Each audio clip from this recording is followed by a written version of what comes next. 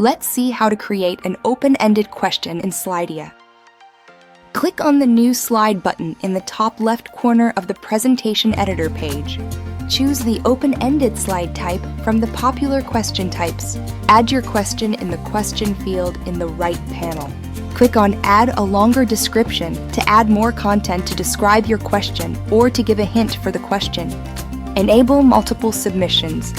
Will allow participants to submit multiple responses. Use the formatting options to edit the text, style, size, and color. Change the background color of the slide. Click on Reset to Theme Defaults to remove all the custom effects.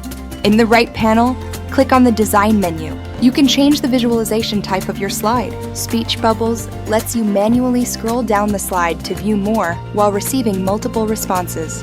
In Flowing Grid type, the slide will scroll down automatically while receiving multiple responses.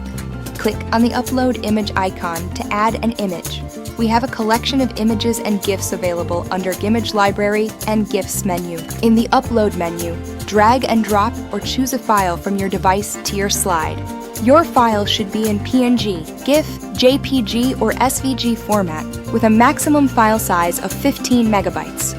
Change the layout of the uploaded image by choosing one from the available layout options. You can adjust the opacity of the image by dragging the slider. In the right panel, click on the Settings menu. Toggle the Enable Voting button to allow or disallow participants to respond to the question. Toggle the Show and Results button to show or hide participants' responses in the final results. Check the Allow Audience to submit multiple responses to receive multiple responses from the audience. You can activate the Profanity Filter mode to prevent the unwanted responses from your audience.